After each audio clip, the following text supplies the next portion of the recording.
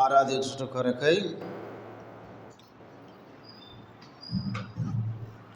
బైబిల్లో నుంచి ఆదికాండము 21వ అధ్యాయం.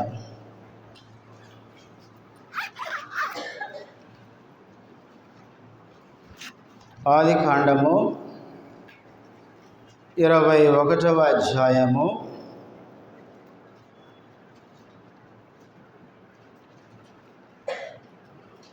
3వ వచనము నుంచి 6వ వచనం వరకు మార్చి చదువుకుందాం. 3వ వచనం నుంచి 6వ వచనం వరకు మార్చి చదువుకుందాం. అప్పుడు అబ్రహాము తనకు పుట్టిన వాడును తనకు శారా కనిన వాడునైన తన కుమారునికి ఇస్సాకు అని పేరు పెట్టెను.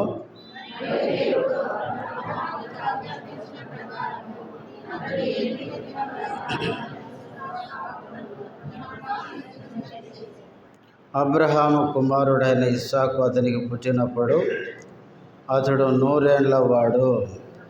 అప్పుడు శారా, దేవుడు నాకు నవ్వు కలుగజేసెను, వినువారెల్లా నా విషయమే నవ్వుదురనెను. ప్రార్థన చేసుకుందాం.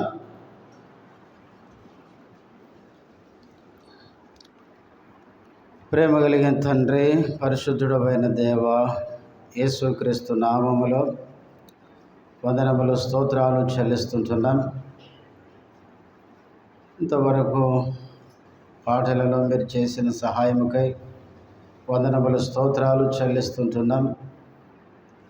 ఆరాధన వర్తమానంలోనికి వెళ్తుండగా చదవబడిన వాక్య భాగంలో నుంచి ఆరాధన కొరకై మాకు కావలసిన చక్కటి నీ తలంపులు, నీ మాటలు మాకు దయచేయండి. నీ దాసుడు బలహీనుడు శిలం చాటును మరుగుపరచండి. నీ నామ మహిమార్థమే నీ దాసును వాడుకున్నామని, చేరువచ్చిన బిడ్డలకై స్తోత్రాలు, ఇంకా వస్తున్న వారిని నడిపించమని యేసుక్రీస్తు నామములో స్తుతించి ప్రార్థిస్తున్నాము తండ్రి, ఆమేన్.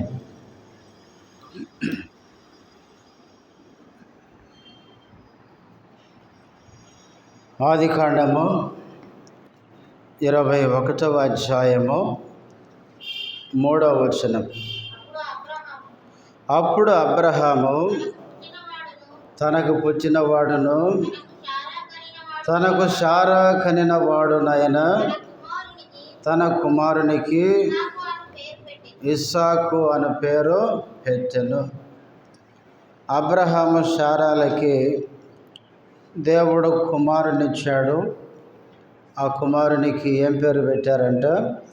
ఇస్సాకు అని పేరు పెట్టారు. ఇప్పుడు 5వ వచనం. అబ్రహాము కుమారుడైన ఇస్సాకు అతనికి పుట్టినప్పుడు అతడు 100 ఏండ్ల వాడు. అబ్రహాముకు ఇస్సాకు పుట్టే సమయానికి అబ్రహాం వయసు ఎంత? 100 ఏండ్లు. శారా వయసు ఎంత? 90 ఏండ్లు. చూడండి 17వ అధ్యాయం. అబ్రహాముకు 100 ఏండ్లు అయితే శారాకు 90 ఏండ్లు, 10 సంవత్సరాలు తేడా. 17వ వచనం, 17వ అధ్యాయం 17వ వచనం. అప్పుడు అబ్రహాము సాగిలపడి నవ్వి, 100 ఏండ్ల వానికి సంతానము కలుగునా, 90 ఏండ్ల శారా కనునా. అంటే అబ్రహాముకు 100 ఏండ్లు అయితే శారాకి ఎన్ని ఏండ్లు? 90 ఏండ్లు. కనుక ఇస్సాకు పుట్టే సమయానికి అబ్రహాము వయసు 100 ఏండ్లు, శారా వయసు 90 ఏండ్లు. ఆ వయసులో ఇస్సాకు పుట్టాడు. ఇస్సాకు పుట్టినప్పుడు శారా పలికిన మాట ఏంటో 21వ అధ్యాయంలో చూస్తాం. 6వ వచనం చదవండి. అప్పుడు శారా, దేవుడు నాకు ఏం కలుగజేసినాడు? నవ్వు కలుగజేసెను, వినువారెల్లరూ నా విషయమై నవ్వుదురనెను. ఇస్సాకు పుట్టినప్పుడు శారా పలికిన మాటలు ఇవి. శారా ఏమంటుందంటే, దేవుడు నాకు ఏం కలుగజేసినాడు? నవ్వు కలుగజేసెను. నవ్వు అనేది ఏం చూపిస్తుంది? సంతోషాన్ని చూపిస్తుంది. ఇస్సాకు అనే పేరుకు అర్థం అదే.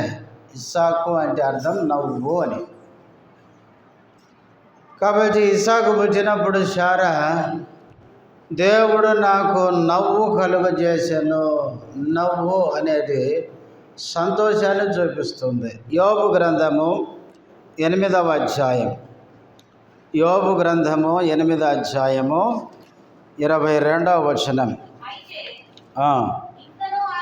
ఇంకను ఆయన నీకు నోటి నిండా నవ్వు కలుగజేయును, ప్రహర్షముతో నీ పెదవులను నింపును. యోబు ఆస్తిని కోల్పోయాడు, 10 మంది పిల్లలను కోల్పోయాడు, ఒంటి నిండా కురుపులు వచ్చినాయి, చాలా దుఃఖములో బాధలో ఉన్నాడు. అలాంటి పరిస్థితిలో స్నేహితుడు వచ్చి ఇస్తున్న సలహా ఏంటంటే, ఆస్తి పోయిందంటే ఎక్కడో ఏమైంది, అన్యాయంగా సంపాదించుకున్నారు. పిల్లలు చచ్చిపోయారంటే నీ పిల్లలు కూడా ఎక్కడో పాపం చేశారు అని సలహాలు ఇస్తూ, ఒకసారి దేవుని వైపు చూసి దేవుని వెతికి నీ పాపాన్ని ఒప్పుకొని సరి చేసుకుంటే ఇప్పుడు దేవుడు మళ్ళీ నీకేమిస్తాడు? నవ్వు కలుగజేస్తాడు, అంటే సంతోషం ఇస్తాడు అని స్నేహితుడు చెప్తున్నాడు. నవ్వు అనేది బైబిల్లో సంతోషానికి గుర్తు. 126వ కీర్తన మొదటి 2 వచనాలు. సియోనుకు తిరిగి వచ్చిన వారిని యెహోవా చెరలో నుండి రప్పించినప్పుడు మనము కల కనిన వారి వలె ఉంటిమి. మన నోటి నిండా నవ్వుండెను, మన నాలుక ఆనందగానముతో నిండి ఉండెను. చాలెమ్మ. ఇక్కడ కూడా చెర నుంచి తిరిగి వచ్చినప్పుడు ఇశ్రాయేలు ప్రజలు ఎట్లా అనుకున్నారంటే, కలగన్న వాళ్ళలాగా అనుకున్నారంట. అంటే చెర నుంచి వస్తామని కలలో కూడా వాళ్ళు అనుకోలేదు. అయితే దేవుడు అలా విడిపించాడు. దేవుడు చెర నుంచి వచ్చినప్పుడు నోటి నిండా ఏముంది? నవ్వు, సంతోషం. బైబిల్లో నవ్వు అనేది సంతోషానికి. మీ ఫోన్లు ఆపాలి, లేకపోతే లాగేసుకొని బయటపడేస్తారు. పిచ్చి ఫోన్లు తెచ్చుకొని పిచ్చిగా చేయకండి. స్విచ్ ఆఫ్ చేసుకొని రాకపోతే ఇసిరిపడేయండి బయట. ఫోన్ వాడుకొని రానప్పుడు ఫోన్ ఎందుకు చెప్పండి? సైలెంట్లో పెట్టాలి ఫోన్లో. కాబట్టి ఇక్కడ నవ్వు అనే మాట మనం చూస్తున్నాం. నవ్వు అనేది సంతోషానికి గుర్తు. ఇప్పుడు ఇస్సాకు పుట్టిన తర్వాత శారా ఏమనేదంటే, దేవుడు నాకేం కలుగు చేసినాడు? నవ్వు కలుగు చేసినాడు. అంటే అంతకుముందు ఈమెకేమి లేదు, సంతోషం లేదు. ఎందుకు లేదు? పిల్లలు లేరు. బైబిల్లో పిల్లలు లేకపోతే ఎంత ఇబ్బందో శారాని అడిగితే తెలుస్తుంది కదా. పిల్లలు లేకపోతే ఎంత బాధో ఎంత ఇబ్బందో శారాకి అర్థమైంది. బైబిల్లో చూడండి, పాత నిబంధన కాలంలో పిల్లలు లేకపోతే ఎట్లుంటుంది అంటే, ఆదికాండం 1:28లో 26, 27 వచనాలు దేవుడు అంటాడు, మన స్వరూపమందు మన పోలిక చొప్పున నరులం చేయుదము అని 26లోని 27లో ఆ విధంగా చేశాడు. స్త్రీని గాను పురుషుని గాను చేసి 28లో వారిని ఆశీర్వదించి అని ఎట్లా ఆశీర్వదించాడంటే, మీరు ఫలించి అభివృద్ధి పొంది భూమిని నిండించి దానిని లోపరుచుకొనుడి. ఆది దంపతులను దేవుడు దీవించినాడు. మీరు ఫలించాలంటే పిల్లల్ని కనాలి, ఈ భూలోకాన్ని నింపాలి అని దీవించినాడు. ద్వితీయోపదేశకాండం 28వ అధ్యాయంలో మొదటి నుంచి చదువుతున్నప్పుడు, యెహోవా మాట శ్రద్ధగా విన్నదాని ప్రకారం అనుసరించి నడుచుకుంటే ఈ దీవెనలన్నీ నీ మీదకి వస్తాయని చెప్తూ మోసే కింద అంటాడు, నీ గర్భఫలము దీవించబడుతుంది అంటాడు. గర్భఫలం అనేది ఏంటంటే ఆశీర్వాదం. పాత నిబంధన కాలంలో పిల్లలు పుట్టకపోతే అదొక శాపం అనుకునేవాళ్ళు. అందుకనే శారాకి ఇప్పుడు పిల్లలు లేరు కాబట్టి ఇప్పుడు ఆమె శాపము కింద ఉంది అన్న ఫీలింగ్లో ఉందన్నమాట. పాత నిబంధన కాలంలో దేవుడు పిల్లల్ని ఆశీర్వాదంగా ఇస్తున్నాడని ఆనాడు ప్రజలు నమ్మేవాళ్ళు. అందుకనే పాత నిబంధన కాలంలో పిల్లలు పుట్టకపోతే అది శాపం అనుకునేవాళ్ళు. రెండవది, ఆదికాండం 16వ అధ్యాయంలో శారాకు పిల్లలు పుట్టకపోయేసరికి ఆమె ఏం చేసేది, ఈ ఐగుప్తు దాసి హాగర్ని తీసి ఏం చేసింది, అబ్రహాముకి ఇస్తే అబ్రహాము ఆమెతో పోతే ఏమొచ్చింది, గర్భం వచ్చింది. ఇప్పుడు ఈ హాగర్ ఏం చేసిందంటే శారాని నీచంగా చూసిందంట. అంటే పిల్లలు కనకపోవడం ఆ దినాలు ఎట్లా చూసేవాళ్ళు, నీచంగా చూసేవాళ్ళు. అంతేకాదు ఆదికాండము 30వ అధ్యాయంలో రాహేలు కుమారుని కని ఆమె ఒక మాట చెప్తుంది, నా నింద తొలగించాడు, యెహోవా నా నింద తొలగించెను. చూడండి ఆదికాండం 30వ అధ్యాయం చదవండి ఆ మాట. 30వ అధ్యాయము 22, 23 వచనాలు. దేవుడు రాహేలును జ్ఞాపకము చేసుకొని ఆమె మనవి విని ఆమె గర్భము తెరిచెను. అప్పుడు ఆమె గర్భవతి అయి కుమారుని కని దేవుడు నా నింద తొలగించను అనుకొనెను. పిల్లలు కనకపోతే అది ఒక నిందగా భావించేవాళ్ళు. ఒకటి శాపం అనుకునేవాళ్ళు, 2 నీచంగా చూసేవాళ్ళు, 3 అది ఒక నింద అనుకునేవాళ్ళు. తర్వాత లూకాసు సువార్త 1వ అధ్యాయం, లూకాసు సువార్త 1వ అధ్యాయము. జకరి ఎలిజబెతులకు పిల్లలు లేనప్పుడు దేవుడు సంతానం ఇచ్చినాడు, గర్భఫలం. అప్పుడు ఆమె అంటది 24వ వచనం, ఆ దినములైన పిమ్మట అతని భార్య ఎలిజబెత్ గర్భవతి అయి ఏమని చెప్పింది, ఆమె మనుషులలో నాకుండిన అవమానమును తీసివేయుటకు నన్ను కటాక్షిణ దినములలో ప్రభు ఏలాగున చేసిననుకొని 5 నెలలు ఇతరులకు కంటపడకుండెను.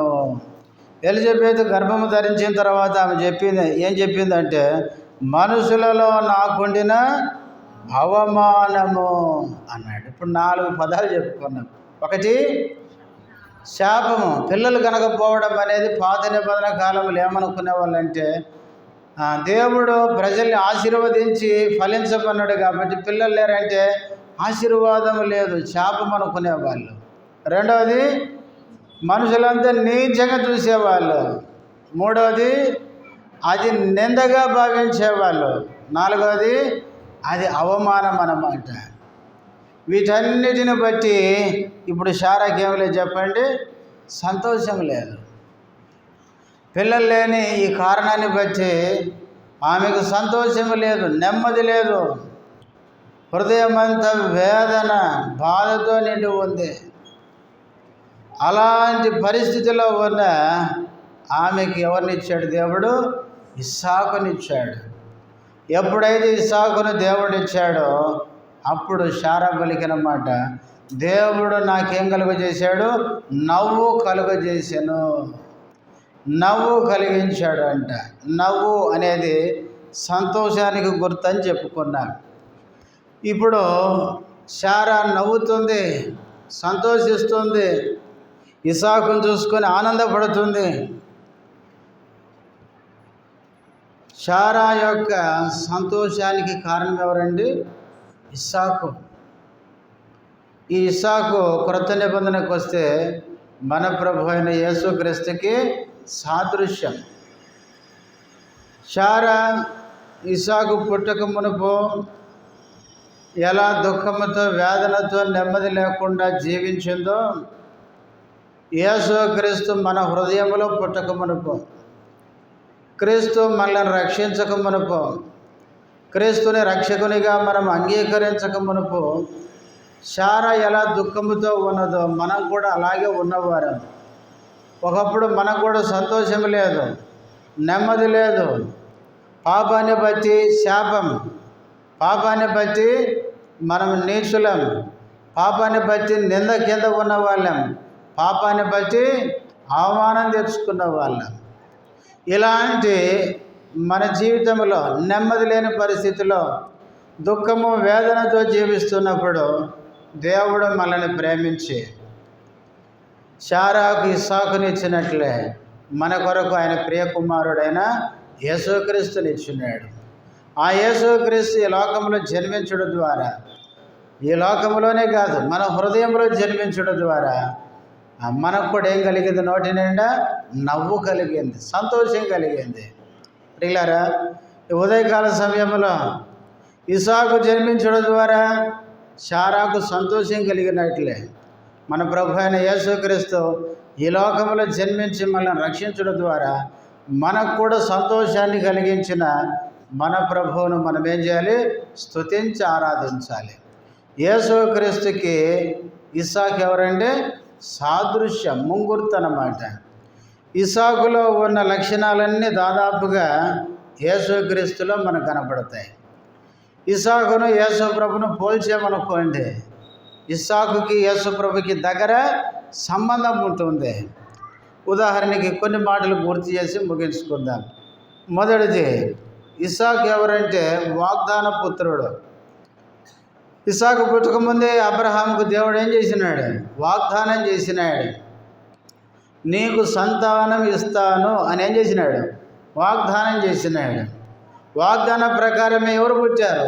ఇస్సాకు. అందుకే చూడండి 21వ అధ్యాయం, ఆదికాండం 21వ అధ్యాయం మొదటి వచనం, యెహోవా తాను చెప్పిన ప్రకారము శారాను దర్శించెను, యెహోవా తానిచ్చిన మాట చొప్పున చెప్పాడు. అంటే వాగ్దానం చేశాడు, చెప్పిన మాట చొప్పున చేశాడు. కాబట్టి ఇస్సాకు ఎవరంటే వాగ్దాన పుత్రుడు. అలాగే యేసుప్రభు ఎవరండి? వాగ్దాన పుత్రుడే. యేసుక్రీస్తు ఈ లోకంలో పుట్టకముందే యేసుక్రీస్తుని గురించి ఏమున్నాయి? చాలా వాగ్దానాలు ఉన్నాయి. యేసుక్రీస్తు ఈ లోకంలో జన్మిస్తాడని, యేసుక్రీస్తు కన్య మరియ గర్భంలో శిశువుగా గర్భం ఆమె ధరించినప్పుడు యోసేపు ఏం చేయాలనుకున్నాడు? నీతిమంతుడై ఉండి ఆమెను మెల్లగా విడనాడాలి అనుకున్నాడంట. అనుకొని ఆయన పడుకున్న తర్వాత కలలో దేవదూత వచ్చి ఏం చెప్పింది? మరియా తప్పు చేస్తే గర్భం రాలేదు, ఎందుకు ఆమెకు అట్లా జరిగిందంటే అక్కడ దూత చెప్తాడు, కన్యక గర్భవతి అయి కుమారుని కనును, ఆయనకి ఇమ్మానుయేలని పేరు పెట్టుదురు అని వ్రాయబడినది నెరవేరునట్లు ఎలాగో జరిగెను అని మత్తయి రాస్తాడు. అంటే యేసుక్రీస్తు ఈ లోకంలో జన్మించింది వాగ్దాన నెరవేర్పుగా. వాగ్దాన కుమారుడే, వాగ్దాన పుత్రుడే యేసుక్రీస్తు. యేసుక్రీస్తు ప్రియులారా వాగ్దాన ప్రకారమే ఈ లోకంలో జన్మించాడు. అందుకనే గలతీ 4:4 పౌలు అంటాడు, కాలము పరిపూర్ణమైనప్పుడు ఆయన స్త్రీయందు పుట్టి అని ఉంటుంది. అంటే దేవుడు నియమించిన కాలము పరిపూర్ణమైనప్పుడు, ఆ టైం దగ్గరికి వచ్చినప్పుడు యేసుక్రీస్తు కన్య మరియ గర్భాన్ని ఈ లోకంలో జన్మించాడు. ఇస్సాకు వాగ్దాన పుత్రుడు ఎట్లాగో యేసు ప్రభు కూడా వాగ్దాన ప్రకారమే పుట్టాడు. రెండవది, ఇస్సాకు తండ్రి చేత ఏం చేయబడ్డాడు? ప్రేమించబడ్డాడు. ఆదికాండం 22:2 దేవుడు అబ్రహాముకు ప్రత్యక్షమై నీవు ప్రేమించు ఇస్సాకు అంటాడు. ఇస్సాకు ఎవరంటే తండ్రి చేత ప్రేమించబడిన వాడు. అలాగే యేసుప్రభు ఎవరంటే తండ్రి చేత ప్రేమించబడిన వాడు. యేసుక్రీస్తు యోర్దాను నదిలో బాప్తిస్మం తీసుకున్నప్పుడు, రూపాంతరపు కొండ మీద రూపాంతరం చెందినప్పుడు తండ్రి అయిన దేవుడు చెప్పిన మాట ఏంటి? ఈయన నా ప్రియ కుమారుడు, ఈయన యందు నేను ఆనందించుచున్నాను, ఈ కుమారుడు నాకు ప్రియమైన వాడు, ఇష్టమైన వాడు అని సాక్ష్యం ఇచ్చినాడు. ఇస్సాకు అంటే అబ్రహాముకి ఎంతో ప్రియం, ఇష్టం, ప్రేమ. అట్లాగే యేసు ప్రభు అంటే కూడా ఎంతో ఇష్టమైన కుమారుడు. మూడవది, ఇస్సాకు అబ్రహాముకు ఎవరండి? విధేయుడు. తండ్రి చెప్పిన మాట జవదాటని వాడు. ఆదికాండం 22వ అధ్యాయంలో బలి అర్పించడానికి నెత్తి మీద ఏం పెట్టాడంట? కట్టెల మోప పెట్టినాడు. మన పిల్లల మీద పెడుతురుకుంటారా? ఒరే ఈ కట్టెలు ఎత్తుకుపోయి మందిరం కాడ ఇచ్చిరాపంటే ఎత్తుకుంటారా? ఒరే ఇది తీసుకుపోయి మందిరం కాడ వేసిరామంటే వేసొస్తారా? కదా. ఇస్సాకు తండ్రి మాట విన్నవాడు, తండ్రికి లోబడినవాడు. కట్టెల మోపు ఎక్కడి దాకా మోయాలి? ఆ కొండ మీదికి, మోరియా కొండ మీదికి. సామాన్య విషయం కాలేదు. కానీ ఇస్సాకు తండ్రి మాట విని తల మీద కట్టెల మోపు, బలికి అవసరమైన కట్టెలంటే ఏవో 4 పుల్లలు ఎత్తి పెట్టుకున్నాడని కాదు. చాలా కట్టెలు పేర్చి బలి దహన బలి అంటేనే పూర్తి కాలిపోవాలి. అన్ని కట్టెలు తల మీద పెట్టుకుని ఇస్సాకు తండ్రి మాటకు లోపడి బయలుదేరుతూ వచ్చినాడు. అంతేకాదు, దారిలో వచ్చేటప్పుడు ఒక డౌట్ వచ్చింది. ఏమిటి డౌట్? అన్నీ రెడీ ఉన్నాయి కానీ గొర్రె పిల్లేది. అప్పుడు అబ్రహాం అన్నాడు, దేవుడే చూసుకుంటాడు అన్నాడు. మరి దేవుడు చూసుకుంటా అన్నాడు. ఇక్కడికి వచ్చిన తర్వాత ఏం చేస్తున్నాడు? చేతులు దాపమని కట్టేస్తున్నాడు. కట్టేసి ఇస్సాకును బలిపీఠం మీద పెడుతుంటే ఇస్సాకు ఏమనలేదు. ఏమనొచ్చు ఇప్పుడు? దేవుడు చూసుకుంటాడని. ఏడదాకా వచ్చేది నన్ను పట్టుకున్నావా అని తిరుగుబాటు చేయొచ్చు. ఇస్సాకు చిన్న పిల్లవాడు కాదు, బలి అర్పించిన సమయానికి మంచి యవనస్తుడు. ప్రియులారా, తండ్రి మీద తిరుగుబాటు చేసే శక్తి ఉన్నప్పటికీ కానీ ఇస్సాకు తండ్రికి పూర్తిగా విధేయత చూపించినాడు. ఇస్సాకును బంధిస్తుంటే మౌనంగా ఉన్నాడు. కట్టెల మీద పెడుతుంటే మౌనంగా ఉన్నాడు. ఖడ్గం తీసుకొని ఎత్తుతుంటే కూడా మౌనంగా ఉన్నాడు. అంతేకాదు, 24వ అధ్యాయంలో ఇస్సాకు వివాహ విషయమై ఎలియాజరును పిలిచి ఏమన్నాడు? ఇదిగో ఇస్సాకు కొరకు భార్య తీసుకొని రావాలి, అట్లా తీసుకొని వస్తానని ప్రమాణం చేయి. అయితే ఎలియాజరు ప్రమాణం చేసి బయలుదేరి వెళ్తుంటే, ఏంది ఆయన ఒక్కనే పంపిస్తున్నావు? నేను కూడా పోయి అమ్మాయిని చూడాలి కదా, చేసుకోబోయేది నేనే కదా అన్నాడా? లేదు. తండ్రి మాటకు పూర్తిగా విధేయత చూపించిన వాడు ఇస్సాకు. అలాగే యేసుక్రీస్తు కూడా పరలోకపు తండ్రికి పూర్తి విధేయత చూపించిన వాడు. ఫిలిప్పీలకు రాసిన పత్రిక 2:6 వచనముని చదువుతాను.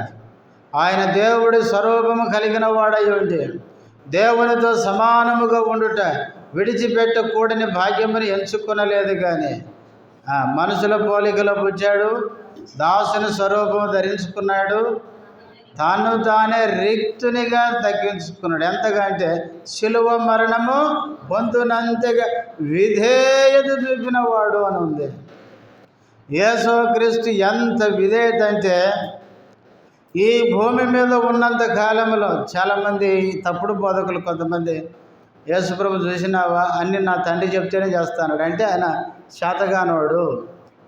ఈ పాస్టర్లు కూడా తయారైపోయినారు ఈ దినాల్లో. యేసుక్రీస్తు మనిషి మాత్రమే, దేవుడు కాదు. ఎందుకు? అన్నీ నా తండ్రి చెప్తేనే చేస్తాను అన్నాడు కనుక ఆయన దేవుడు ఎట్టవుతాడు? అసలు బైబిల్ అసలు వాళ్ళకి ఎట్లా అర్థమవుతుందో అర్థం కావడం లేదు. యేసుక్రీస్తుకు 100కు 100% దేవుడే, అందులో ఎటువంటి అనుమానం లేదు. ఎవరు చెప్పినా మనం వినకూడదు. ఎందుకంటే బైబిల్ అదే చెప్తుంది. యేసుక్రీస్తు దేవుడని బైబిల్ ఎక్కడుందని క్వశ్చన్ కూడా చేస్తున్నారు. యేసుక్రీస్తు దేవుడని చాలా వచనాలు ఉన్నాయి, ఒకటి కాదు, చాలా వచనాలు ఉన్నాయి. ఇండైరెక్ట్గా ఉన్నాయి, డైరెక్ట్గా ఉన్నాయి. యేసుక్రీస్తు కూడా నేనే దేవునని చెప్పుకున్న సందర్భాలు కూడా ఉన్నాయి. కనుక ప్రియులారా, యేసుక్రీస్తు దేవుడే, కానీ ఈ లోకానికి వచ్చినాడు. ఎందుకు వచ్చాడు? మన కొరకు ఈ లోకానికి మానవుడిగా వచ్చాడు కనుక ఒక క్రమం ఉంది, ఒక ఆర్డర్ ఉంది. ఇప్పుడు చూడండి, నేను ఇంట్లో ఉంటే ఏం చేస్తాను చెప్పండి? ఇంటికి నేనే బాసుని. ఒకవేళ నేను ఉద్యోగం చేస్తే ఆఫీస్కి పోయాను అనుకో, నా మీద ఇంకొకడు ఉంటాడు బాసు. ఆఫీసులో కూడా నేనే బాస్ అంటే అయితే కాదు కదా. అట్లాగే దేవుడు పరలోకములో ఆయన దేవుడే, అంటే భూమి మీదకి వచ్చేప్పుడు దేవుడు కాదని కాదు, కానీ ఒక క్రమం ఉంది, ఆర్డర్ ఉంది. మీరు కొరింథీ పత్రిక 11వ అధ్యాయం చదివితే పౌలు ఆర్డర్ చెప్తాడనమాట. క్రీస్తుకు తండ్రి శిరస్సు, ఇదొక ఆర్డర్ అన్నమాట. క్రీస్తు పురుషునికి శిరస్సు, పురుషుడు స్త్రీకి శిరస్సు, ఇదొక ఆర్డర్, ఒక క్రమం అన్నమాట. స్త్రీకి శిరస్సు పురుషుడైతే పురుషునికి శిరస్సు యేసు, యేసుకు శిరస్సు తండ్రి అని చెప్పినాడు అక్కడ.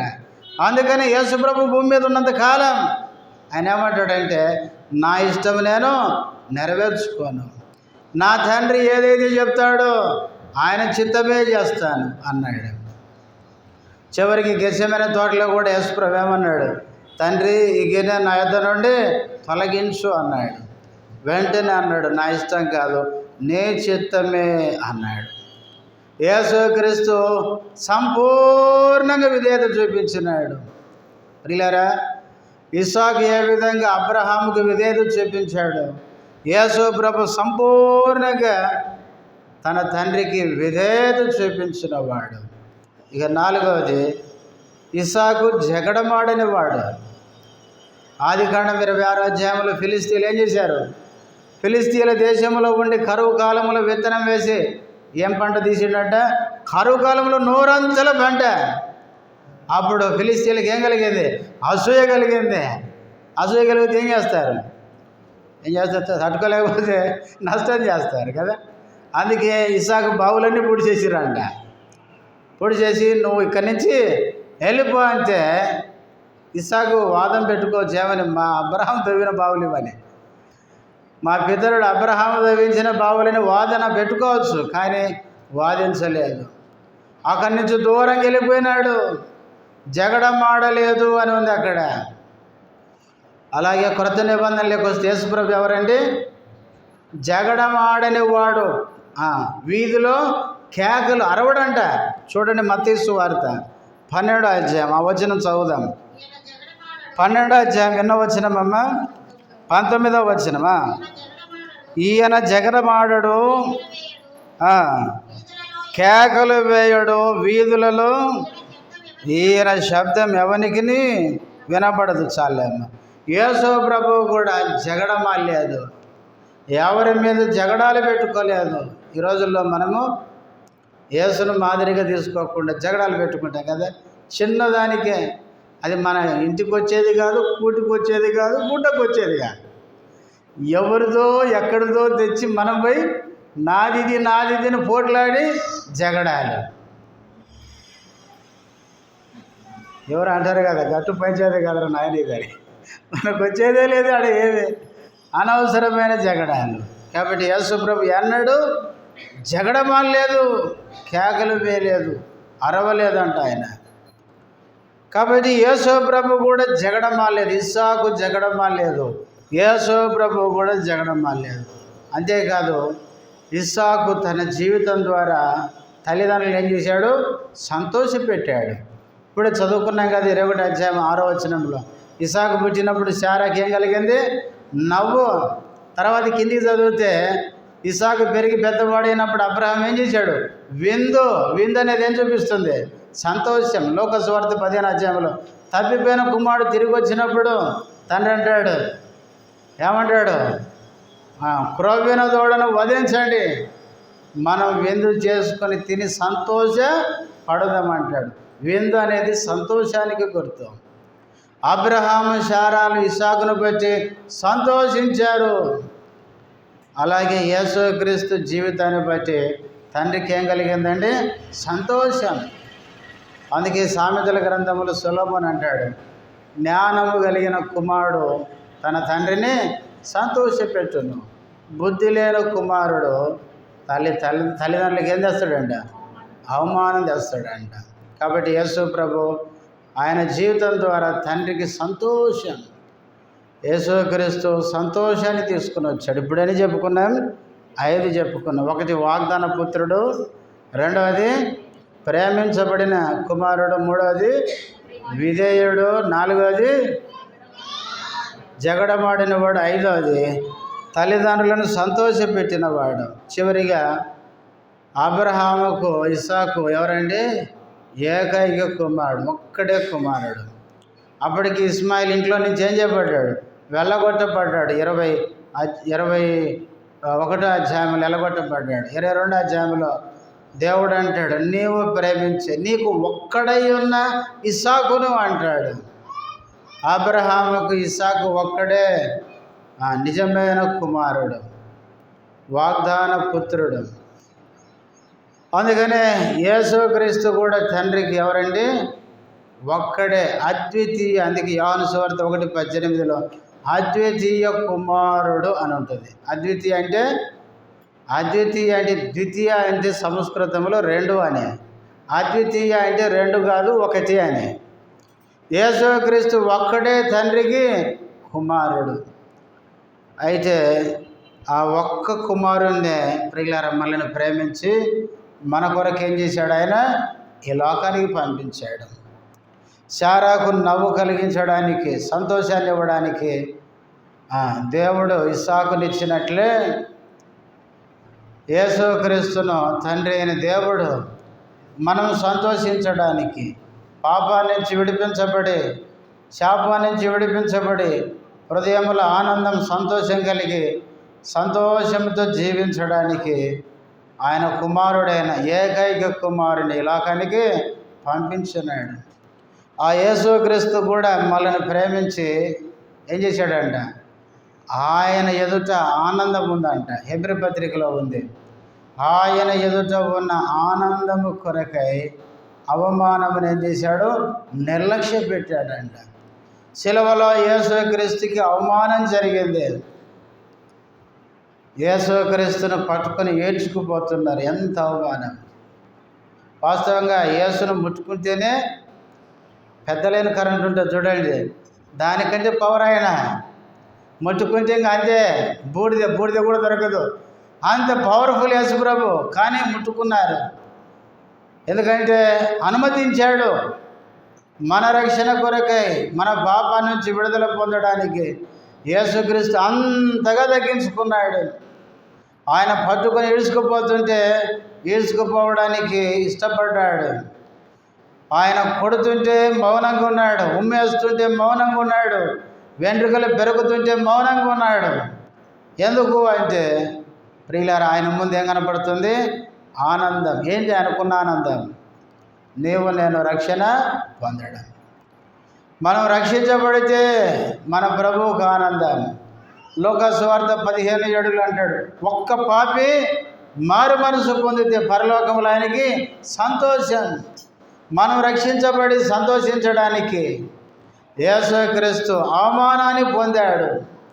మనం రక్షించబడడం ఆయనకు సంతోషం కనుక ఆ ఆనందం ఎదురుగా చూస్తున్నప్పుడు, మనం రక్షించబడుతున్నది ఆయన కళ్ళ ముందు కనపడుతున్నప్పుడు, ఆయన శిలువ మరణము ద్వారా మానవాళికి రక్షణ వస్తే అది ఆయనకు సంతోషం కనుక ఆ సంతోషం ఆయన కళ్ళ ముందు కనపడుతున్నప్పుడు అవమానాన్ని నిర్లక్ష్య పెట్టినాడు. శిలువను సహించాడు. ఎంతో ఘోరంగా వాళ్ళు దూషించి హింసించి శ్రమ పెట్టిన వాటన్నిటినీ భరించినాడు. యేసుక్రీస్తు ప్రియులారా, మన ఆనందము కొరకై అలా ఆయన అన్నీ ఓర్చుకున్నాడు. యెహెజ్కేలు గ్రంథంలో కూడా చదువుతాం 18:23 దుష్టుడు తన దుష్టత్వం వలన నశించుట నాకు సంతోషము కలుగున.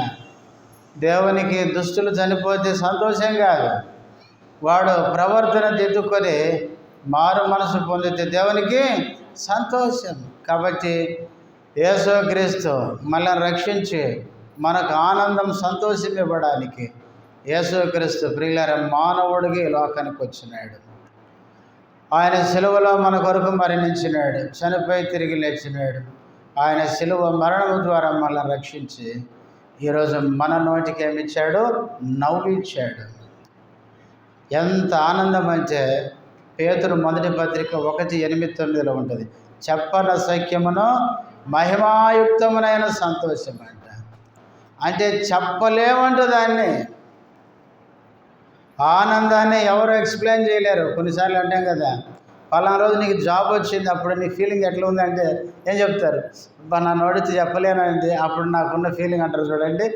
అంత ఆనందం ఈ లోకంలో మనకు కలిగే దేనిని బట్టి వచ్చేదానికంటే రక్షణను బట్టి వచ్చే ఆనందం అది ఎవరు వర్ణించలేరు. అంత గొప్ప సంతోషం. కనుక ఆ సంతోషాన్ని ఇవ్వడానికే యేసుక్రీస్తు లోకానికి వచ్చాడు. అబ్రహాము శారాలకి ఇస్సాకు పుట్టుడు ద్వారా ఆ ఇంటిలో ఏమొచ్చింది? వాళ్ళకి సంతోషం. యేసుక్రీస్తు లోకంలో జన్మించి శిలువలో మరణించి చనిపోయి తిరిగి లేచి నిన్ను నన్ను రక్షించి మనకు సంతోషాన్ని ఇచ్చాడు. క్రీస్తు పుట్టుడు ద్వారా మనకు సంతోషం. అందుకే దూత కూడా ఏం చెప్పాడు?